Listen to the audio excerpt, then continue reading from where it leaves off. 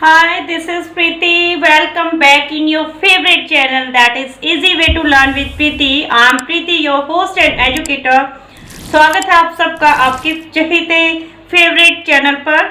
आज हम करने जा रहे हैं figure of speech that is oxymoron. Oxymoron का क्या मतलब होता है, एग्जाम्पल के थ्रू उसको समझते हैं। It is also sweet poetic device और इतना अच्छा है, इसको हिंदी में बोलते हैं विरोधाभास। विरोधाभास इट मीन्स अपोजिट, दोनों ही एक दूसरे के अपोजिट हैं। किस तरीके से इसको एग्जाम्पल के थ्रू समझते हैं हम। सबसे फर्स्ट जो भी आप टॉपिक कर रहे हैं, जो भी कंसेप्ट कर रहे हैं, उसका आपको मीनिंग क्लियर होना चाहिए। देखिए ऑक्सीमोरन में ऑक्जी मीन्स होता है sharp, oxy means sharp and moron means dull. Oxymoron यानी शार्प और डल एक साथ कैसे हो सकते हैं। शार्प बहुत तेज होता है, डल रफ होता है, तो दोनों एक दूसरे के अपोजिट हो गए। Same happen here. अभी एग्जाम्पल के थ्रू करने जा रहे हैं, आपको अच्छे से डिटेल से समझाती हूँ। तो वीडियो स्टार्ट करने से पहले I am appealing to all of you, please like share and subscribe करना मत भूलिएगा। चलिए इसी उम्मीद के साथ कि आप मेरे साथ बने रहेंगे till the end of the video. Let's start. Yes guys, देखिए ऑक्सीमोरन अभी मैंने बताया विरोधाभास, words that seem to contradict each other. Contradict का मतलब एक दूसरे के अपोजिट, विरोधी।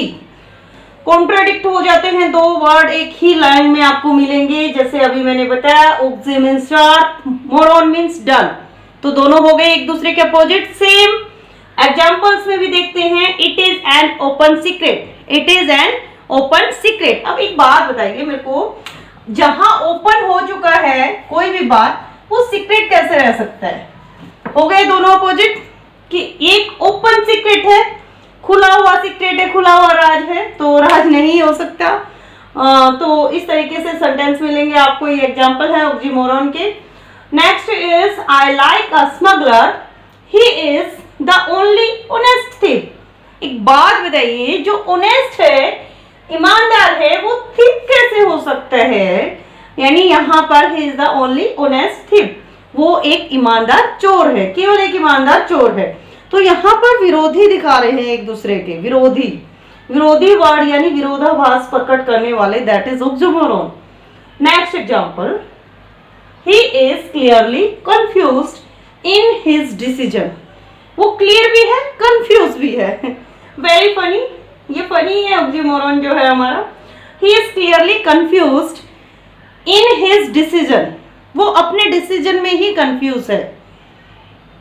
क्लियरली कंफ्यूज है यानी क्लियर भी है और कंफ्यूज भी है, दोनों ही तरह की बात बोल देते हैं poetry. A small crow gather to see presentation. एक बात बताइए मुझे, जब स्मॉल ही हो गया तो क्राउड कैसे हो सकता है। सॉरी, क्राउड है ये, क्रो नहीं है। A small crowd gather to see presentation. Small crowd, crowd होती है लोगों की भीड़। जब क्राउड हो जाती है तो वो स्मॉल नहीं हो सकते। ओके, स्मॉल तो हम छोटे से दो चार बंदे खड़े हैं, ठीक है। क्राउड होती है ग्रुप ऑफ पीपल्स। तो small crowd gather to see presentation, opposite से यहाँ पर दोनों। Next example, and having nothing he had all. ये एक बहुत ही फेमस पोएम से ली गई लाइन है। पोएम का नेम है a character of happy life, a character of happy life, और इसके पोइट है सर हेनरी वोटन। सर हेनरी वोटन की लिखी हुई पोएम है ये। And having nothing he had all. Having nothing का क्या मतलब होता है, कुछ भी ना होना। एंड हैथ ऑल, सब कुछ होना। तो जब कुछ भी नहीं है तो सब कुछ कैसे हो सकता है। तो ये एक happy a character of happy life से ली गई पोएम है। तो ये हमारे एग्जाम्पल है ऑक्सीमोरन के। आई थिंक आपको समझ आ गए हैं। तो गाइस, ये कुछ एग्जाम्पल मैंने अभी आपको करवाए हैं। These are the examples of oxymoron.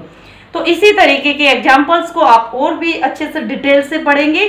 उसके लिए आप पोएम को रीड कीजिए। चैप्टर्स में भी कहीं कहीं इस तरीके के फिगर ऑफ स्पीच आप यूज कर सकते हैं, बट इनको बेसिकली पोएटिक डिवाइसेस इसीलिए कहा जाता है क्योंकि ये पोएट्री सेक्शन में ही यूज होते हैं।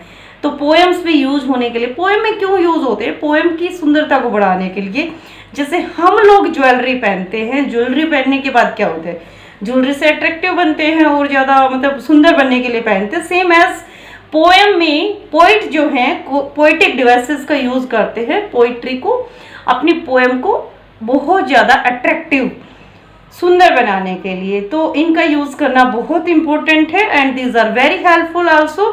बहुत तरह के कॉम्पिटिटिव एग्जाम्स में भी आपको कोई सेंटेंस या पोएम की जो है लाइन दे दी जाती है, उसमें पूछा जाता है which figure of speech is used here. तो figure of speech are very important, ध्यान से कीजिए, जो भी करते हैं अपना 100% देकर दीजिए। करेंगे तो आप जरूर एक दिन परफेक्शन की तरफ बढ़ेंगे। तो इसी उम्मीद के साथ मिलते हैं नेक्स्ट वीडियो में, तब तक के लिए नमस्कार।